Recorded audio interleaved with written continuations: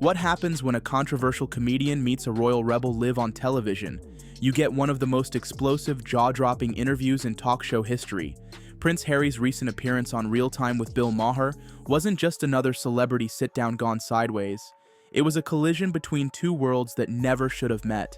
The polished, fragile image of a royal trying to rebrand himself, and the unapologetic snark of a veteran comic who takes no prisoners. By the end of the segment, Harry was being physically escorted off the set, fuming, screaming, and visibly shaken, while Maher sat calm as ever, sipping his water like nothing happened. The tension was thick the moment Harry walked onto the set. The studio lights blazed down on him as he took his seat across from Maher, who sat there with his signature smirk, fully aware of the storm he was about to unleash. The audience buzzed with anticipation, knowing that Maher had made waves recently with his harsh criticisms of the royal family.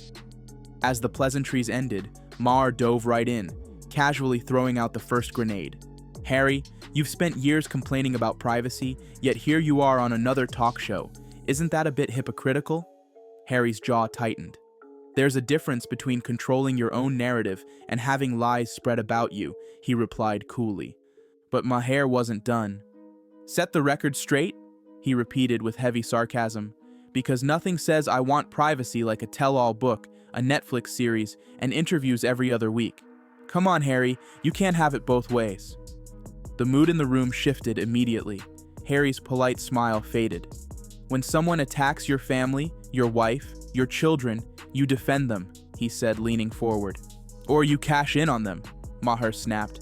"Because last I checked, those Netflix deals weren't exactly volunteer work." The sparring grew sharper, each volley harder than the last, until Harry's hands were gripping the armrests, barely keeping his composure. What followed was a slow, brutal unraveling. Maher mocked the prince's important issues, implying that growing up rich in a palace doesn't make one a social justice warrior. "Mental health, racism, systemic abuse," Harry countered, "these things matter." But Maher wasn't interested in nuance. "Your idea of activism is living in a $40 million mansion in California and crying about it," he said. Harry began raising his voice, trying to steer the conversation toward his family's trauma, especially the loss of his mother. But the moment Diana's name was mentioned, the air shifted again, heavier now, more dangerous. "You don't get to tell me how to process my mother's death," Harry warned, visibly trembling. "You have no idea what it's like." Maher acknowledged the tragedy, but didn't back down. "I also know what it looks like when someone uses tragedy as a brand," he said. That sentence alone nearly ended the segment. Harry stood up, eyes blazing. The studio fell silent as security edged closer. Still seated, Maher kept pushing. "Every interview comes back to Diana. When do you stop being the victim and start being a man?" That line hit Harry like a punch. He shot back with a bitter laugh. "I walked away from a life of privilege for my family. I gave up everything." But Maher wasn't buying it. "You call moving to LA and trashing your family on TV protection? That's not love, that's revenge." Now nearly yelling, Harry accused the institution of destroying both his mother and his wife. Maher hit back harder. "This isn't about Meghan. This is about a spare heir who never got the spotlight and is throwing a tantrum because he wasn't the chosen one." The audience sat frozen. Maher's accusations grew more cutting, diving into Harry's fractured relationship with William. "You accused him of being trapped in the system, while you painted yourself as the enlightened escapee. That's not love, that's spite." Harry shouted back that he never wanted to hurt his brother, but his voice was breaking now. Maher countered, "Then why did you write that book? Why expose private moments? Why paint your own family as villains if you weren't trying to burn it all down?"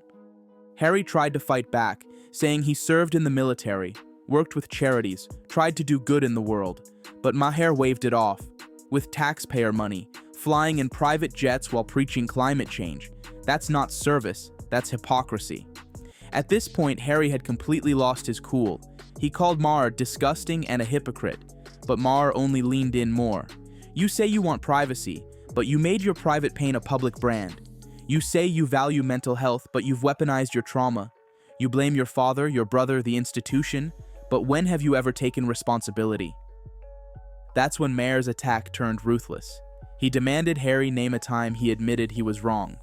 Harry stumbled, offering a half-hearted mention about maybe revealing too much in his book. But Maher pounced. You wrote about your dying grandmother. You exposed your brother's secrets. You sold your story. And now you're standing here pretending it was all for truth. Harry, cornered, tried again. I just wanted people to understand. But it was too late. Maher smelled blood. The final blow came when Maher asked Harry if he ever considered that maybe his family tried to protect him in their own way, that maybe duty means sacrifice, that maybe the problem wasn't Meghan being mistreated, but her not being able to handle being treated like every other royal. She's special, Harry argued. She brought light to that institution. Maher didn't flinch. She brought chaos, demands, ultimatums, and when she didn't get what she wanted, she ran, with you in tow. At this point, Harry lunged. He crossed the studio, hands clenched, shouting at Maher to shut up. Security swarmed the stage. Maher stayed seated, unbothered, as chaos unfolded around him. Get him out of here before he does something he'll regret, Maher said calmly. Harry fought the guards, still screaming insults. You're a coward. You're a bitter old man hiding behind jokes. But Maher just smirked and said, Prince Harry, everyone. That was enlightening. The studio sat in shocked silence as Harry's shouts echoed from backstage. Maher straightened his tie and took a sip of water like it was just another segment. We'll be right back, he told the cameras with a wry smile.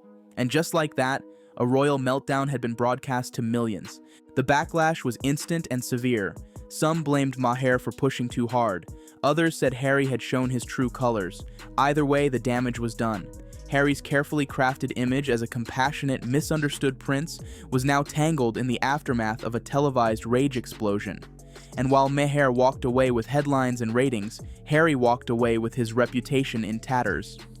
So what do you think really pushed Harry over the edge? Was it the brutal takedown of his family, his wife, or himself? Or was it the devastating realization that maybe, just maybe, the world no longer sees him as a victim, but as a man unwilling to face the consequences of his choices? Let me know in the comments below.